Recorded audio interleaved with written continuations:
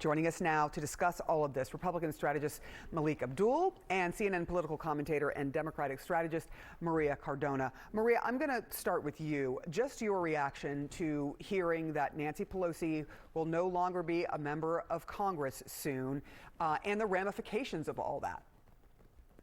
You know, when I just heard this news, Sarah, first of all, it's not that surprising, but it certainly is disappointing just from the standpoint of what a legendary icon she has been, not just to the Democratic Party, but the country in general. And Dana talked about all of the history behind her role as being the first woman Speaker of the House.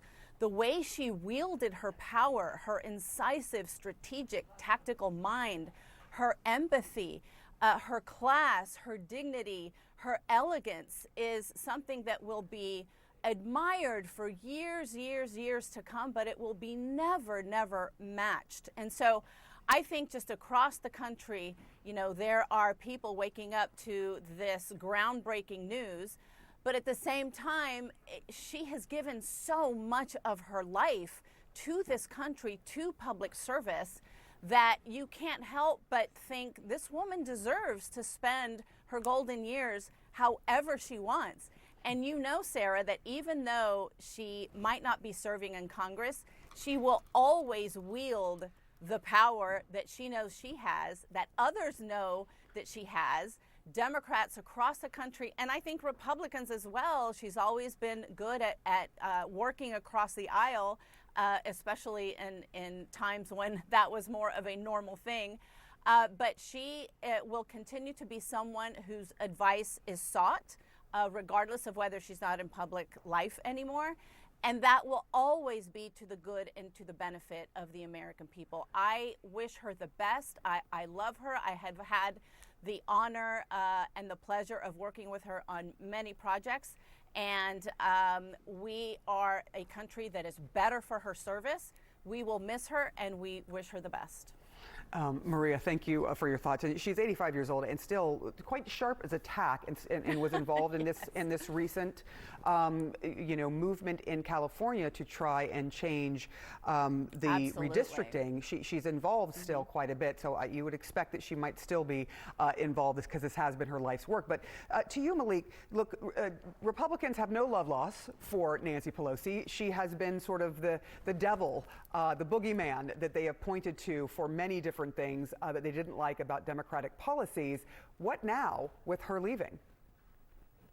Well, I think that Republicans, well, first of all, Nancy Pelosi, first, congratulations that she's decided to retire. I have to give her credit for being able to wield the gavel in a way that really did push the Democratic Party. I think part of the challenge now for the Democrats is that you no longer have a Nancy Pelosi in a Hakeem Jeffries. Many people in the Democratic Party are upset with Hakeem Jeffries' leadership, which really leaves a lot to be desired. So when you go from a Nancy Pelosi to a Hakeem Jeffries, I think that probably speaks to the problems that the Democratic Party is having now. But Republicans will always choose, if it's not Nancy Pelosi, we're going to choose another boogeyman, because that's simply what happens in politics. So I don't think that Republicans will back away from any criticism of the Democratic Party, particularly because what we're seeing happen around the country, like in places in New York City. I knew you were going to mention New York, because I was just going to say the new boogeyman has become Mamdani, who won his race here in New York to much fanfare. But Maria, to Melik's point, Jeffries, there have been a lot of complaints from some Democrats. They see him as weaker than Nancy Pelosi. And so what is the future of the Democratic Party when you look at the leadership? Because there have been a lot of fights over who should be leading this caucus. I think Hakeem Jeffries has done a terrific job after taking over the leadership from Nancy Pelosi. It has been a tremendously challenging time, but he has stepped up to the plate. He is fighting, and it's so interesting that my friend Melik just said that Democrats have all these problems. Were you awake on Tuesday night, Melik? I think that the blue tsunami, the Democratic sweep across the country, where we flipped major seats, many of them in red states, I think the Democrats are feeling pretty good. And Hakeem Jeffries had a lot to do with that. And I think going into the midterm elections, he will have a lot more to do with it, because now what we're going to see is Democrats really leaning into the messaging and the tactics that worked so well for us across the country in terms of talking about affordability, talking about the Republican corruption, talking about Republicans wanting to take away health care from millions of Americans, and talking about the Republican-led shutdown. Hakeem Jeffries has been a critical messenger on that keynotes, and he's going to continue to do that. Obviously, with the midterm elections, this is going to be where he can really shine and really underscore the choice that now is before Republicans. Are they going to continue to bend the knee to Donald Trump, or are they now going to understand that they actually have to do their job, come to the table to negotiate an end to their government-led shutdown, or again, continue to choose Donald Trump or do the job for their voters? Melik, you can definitely hear Maria is feeling herself after what happened with this Democratic sweep. So you know it. She is not shy. But I do want to ask you about what we've been hearing from some Republicans, not all, but J.D. Vance, for example, and Speaker Johnson, both kind of brushed off, saying, like, look, these were democratically led states, and of course the Democrats were going to win. Are they missing a message here, Melik?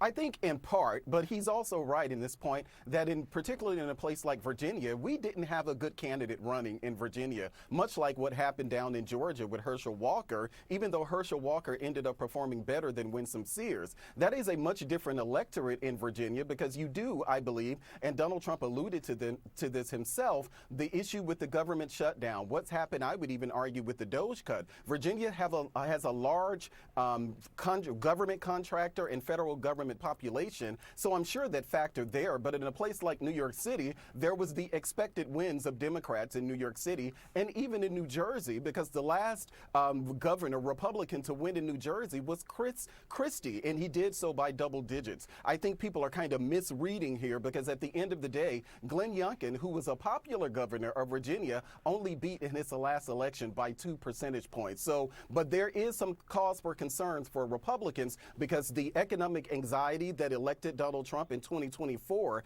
that was on the ballot on Tuesday, and it will be on the ballot come midterms. Yeah, the anxiety clearly still there. Melik Abdul and Maria Cardona, thank you both so much. I do appreciate it.